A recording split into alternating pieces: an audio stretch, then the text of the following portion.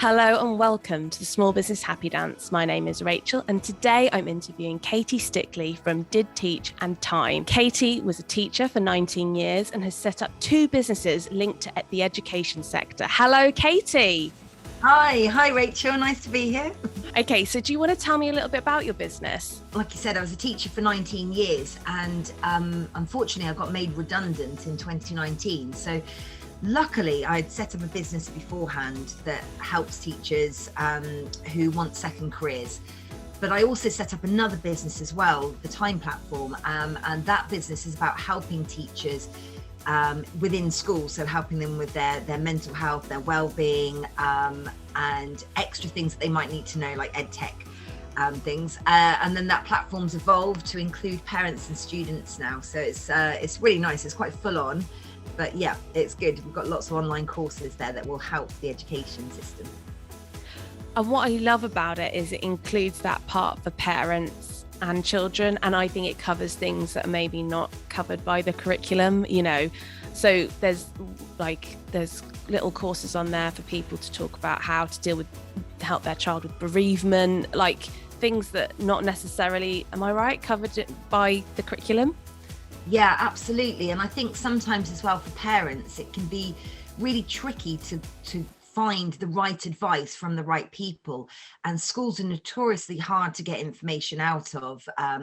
So this is a nice way that the schools can just give this to their parents. They can look at it at their own leisure. When they're dealing with any of these issues, they can log on and they can see professionals, and then they can follow up with those professionals as well. So not only will they get the information they need, they also then have a credible link to those individuals who are really working in that field. Yeah, because I'm just on the website now, and it's like you've got things to cover kids and their emotions, anxiety, attention deficit hyperactivity disorder, autism spectrum condition, conduct disorders. I mean, I could think of how useful this would have been if, when any of us were at school and our parents could have had a bit more information to help us through some of these issues. I mean, this is a huge treasure trove of resource. Yeah, it's just amazing actually that all this stuff is out there anyway, but just putting it together on one platform made sense. Just, like looking at these people, all this stuff that you're talking about now, that's all being written in line with Ofsted standards and government guidelines. Also, it's being written by mental health practitioners as well. So we're really sourcing credible people from across the UK to look at these issues and answer these questions. So it's it is a really great resource for parents. Some of the activities they can do with their child as well if they want, and some are standalone. So if you want to talk about stuff together as a family like the bereavement, then it's really nice to be able to have someone guide you through that as a family rather than just feel like you're on your own coping with it all. Yeah, and there's like tips on there for parents helping their child with revision, which you could be navigating your child going through their GCSEs and have absolutely no clue about revision. How just thinking about when I was revising, there was very little that went on, but it would have been helpful maybe if my parents had understood a bit more about that process and been able to guide me. Yeah, especially things like, needing a break. I think with my parents, it was just like no breaking, just get in your room and study. But actually, that's not the most efficient way to learn. And we know this now. So it's great to be able to impart that knowledge onto parents who, might have had the same upbringing as me. Yeah, and that's not to shame people that didn't have that. But now we have this information. Sharing it with those parents means that they're empowered and can make different choices to support their child, which surely that's going to end with a better result for the child and the parent, because it's pretty stressful going through the GCSEs. I remember it felt like your entire existence depended upon those. I can't remember how many exams I had, but it depended upon that exam season, and your whole entire future, your life, every single decision from then on was going to be impacted by whether or not, you managed to scrape a C in French, and it's like, as a kid, it can feel so overwhelming.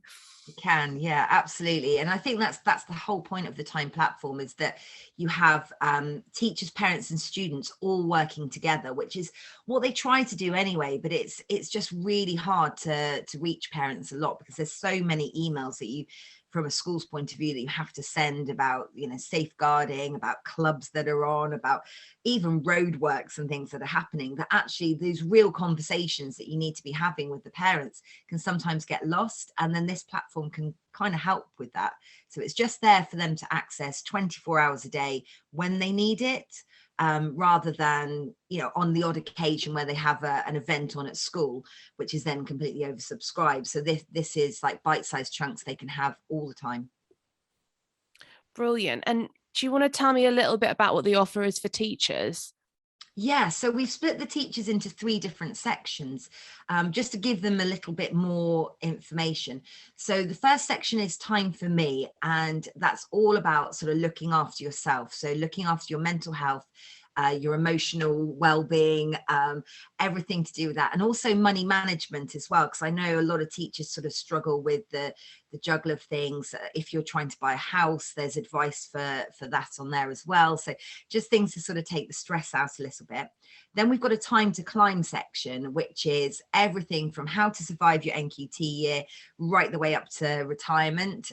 So courses are going to focus on you know, what to do with particular behaviors, how to cope with SEN, how to climb the sort of the leadership ladder if that's what you want. So how to write a really compelling application or CV.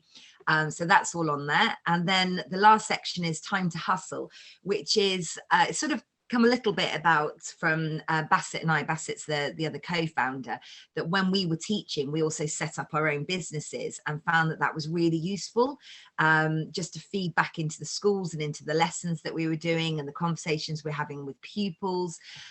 So I found that really useful. I used to teach a subject called EPQ, which, if you remember, general studies used to be at A level. They changed it to this extended project, and it's really good. So in that extended project, students can set up their own businesses.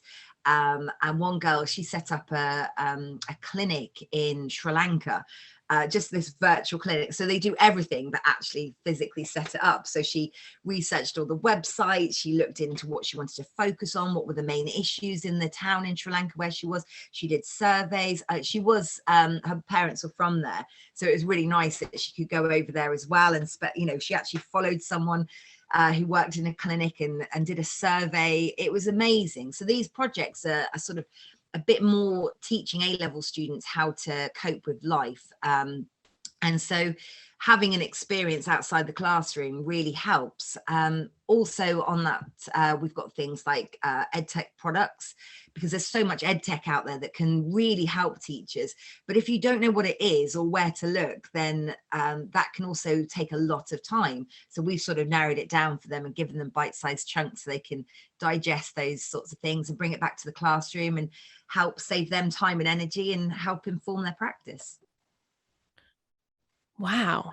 I think everyone should have this, surely, because I do know a couple of teachers, and yeah, one of them isn't a teacher anymore. So, you know, and often they would say they felt very overwhelmed, you know, by all the things they had to do. And yeah, and so having all these things in one place would have been, you know, is super. Anything to make their life easier, I think, is a good idea, because yeah, I think they've got a lot of things they've got to do and hit, and standards and paperwork and, you know, all the things outside of the classroom. You know, there's so much more than a lot of us know. Unless you live with a teacher, maybe you might not fully understand that. So I think anywhere that can make that a bit easier, because I mean, I'm assuming you're in touch with a lot of teachers, and they must have struggled in 2020. Absolutely. I mean, struggled and thrived depending on how you look at it and how your school dealt with it. So my husband, for example, he's head of geography. He loved it. He loved the new challenge. I mean, the planning was mad, just to try and move everything onto an online lesson and try and make it as interactive and interesting as possible and get that sort of fluidity. That was mad. But once he kind of got control of some of these ideas, it was just really fun watching him teach. It was like, a spark had been reignited in him again. But then I speak to my old boss and she said, every single child had their screen on blank. So you're just like staring at yourself and no one's answering any questions. And she said that was a bit of a struggle. But for some people, they absolutely loved it. Working from home and just, I think it's very, very tiring just having that change of class all the time. And I mean, we would teach 5 lessons a day. So, you 30 kids roughly in a class, that's a lot of people coming through the door and you're interacting with, and it can make you really tired. So actually the online teaching helped, and some great things have come out of it, like keeping parents' evenings online and things, so you can be really succinct with that. I think that's good. And the communication with the school and home, I think, has got a lot better because of it. So obviously some teachers are, thriving, but there will be people who are, looking at how do I leave teaching in 2021? Do you have any advice for those people? Yeah, absolutely. I mean, so my other business that I set up, Did Teach, that is all about helping teachers who were in a similar situation to me, sort of facing redundancy or just wanting to leave. Lots of people are just after a new challenge. I think sometimes you've given everything you can, you've ticked all those boxes, but what's next? And you perhaps want something a bit more for yourself. I also speak to teachers who have started families, and the work-life balance can be a bit terrible. And so I think for them, after they've dedicated time to teaching, it's really nice to sort of say, you know what, there are other companies out there that really value you. They value your skill set, they value everything that you've done, and it's okay to change careers. It's okay to sort of do a sidestep. And you can go into any career that you want. I tend to advertise educational companies. So anything linked to the education sector, like charities, anyone that works with young people. I tend to advertise those jobs because it's a really easy step for a teacher to go from teaching into a company that deals with schools or children. But realistically, we've had people go everywhere. I think one of my favourite stories is the first chap who came on our workshop. Jack, he was a PE teacher, and I was like convinced, right, he's going to go into something to do with physiotherapy, or he loves cricket. I was so convinced, like down this tunnel of just education. He became an international cyber headhunter in the city. It just sort of blew my mind. And I spoke to Milo, who helps run the workshops with me. He's a career change specialist, and I said, I just didn't realize teachers can go anywhere. And he said, well, why not? All of these skills that they've built up, they can literally go anywhere. So that's, really, it was a nice awakening for me to realize that we don't have to be in this little education box or bubble. We can actually sort of step out of that and do whatever it is that we want. Yeah, because the skills that you need to teach are so, you can use those in so many different areas. I'm so fascinated about that job though. I know, I thought the same thing. Like, wow, bit James Bond, isn't it? So regarding time, teachers can buy a package on their own, but also schools can purchase it. Is that correct?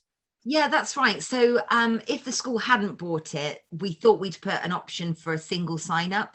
So for £30, you can have access to the entire platform. So teachers get access to the teachers, parents and students platform. And that's £30 for the year. But obviously we'd prefer it if schools signed up and then the teachers didn't have to pay out of their own pocket. So either via a local business with the SOS, or that schools buy it themselves. For a small school, it's £250, and a large school, it's £450.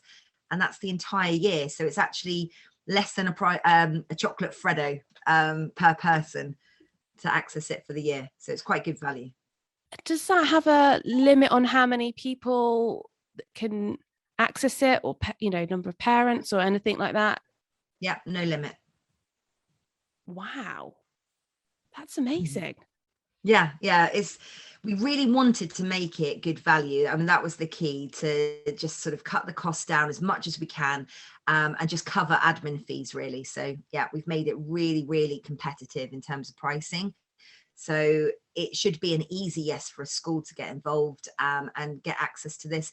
What we didn't want, and we've seen it in the past with the teachers that we've worked with, like teachers paying for their own resources, like they buy, super glue and they buy glue sticks, and resources for their classroom. They also buy some CPD for themselves as well, and we don't want that. We want them to be able to access it for free. So the single sign-ups there, but we prefer it if the whole school would sign up.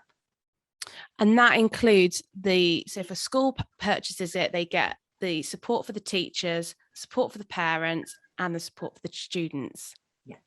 Yeah.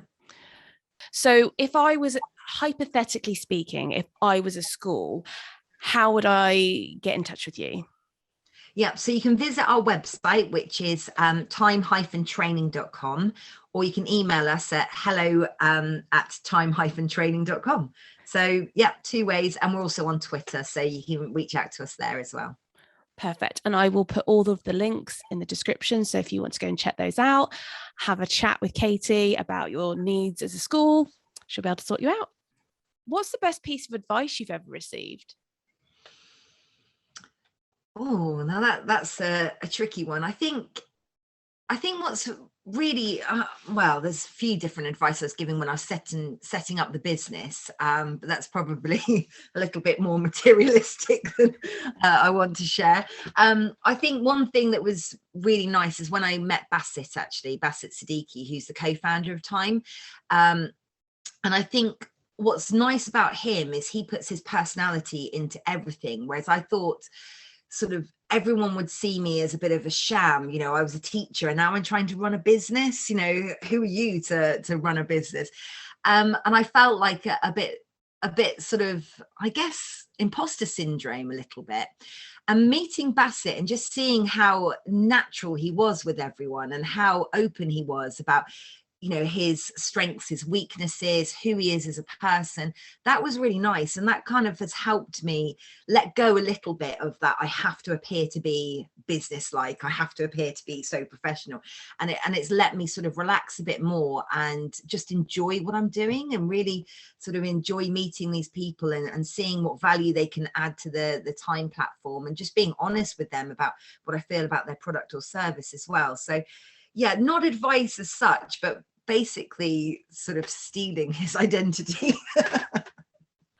That's so funny, because on my list of questions was, have you ever felt imposter syndrome and how do you deal with it? So that's like, basically you're like, embrace it, just go with the flow of who you are, just freestyle it. Yeah, it was really refreshing, actually. I think a lot of teachers who've, I get these emails all the time with teachers just saying, what else can I do? I'm just a teacher. When I look at all job specifications, I just feel like I'm just a teacher and I can't do anything else. And I think I sort of felt that as well. So setting up the business, and I would go to sort of business meetings, I'd have to really sort of, I sort of struggled a little bit with pretending I was this sort of corporate person, but actually, like Baasit, just being yourself is far more valuable, and people respond to you in a much better way if you're just yourself, rather than putting on this sort of image of what you think people want you to be. So yeah, it's it's helped a lot, I think. Do you have a favorite business book that you've referenced when setting a business up? Oh, read quite a few when we're setting the business up. I think my favorite one at the moment, just because it's sort of really helping me think about the value of edtech, is Al Kingsley's book, which is My Secret EdTech Diary. And I can send you the link for that as well. But it's just really insightful, I find. It's great to know what edtech companies out there are doing and how they're doing it and why they're making an impact. And I think more and more, education's going towards tech. COVID sort of taught us that, how important tech is for schools and for parents and for teachers. So yeah, I really think that book's great at the moment. I'm well into it. Oh, brilliant. I love a good book. At the moment, I'm working through Start with the Why, Simon Sinek, is it how you say his surname? Yeah, so I'm currently reading that, and it's so funny because he references Apple all the time about their why. And I've always said I I wouldn't buy an Apple product because I feel like it's a cult. And once you have one product, you have to end up having all of them that way, which weirdly you have to do that with Android anyway. But I've always said I couldn't do it because it's a cult. And then you read about that the why is that they are cooler and they have a different way of thinking. And I think I am not cool and I have no different ways of thinking. So the why doesn't fit with me clearly. You know what I mean? Yeah, I'm the same.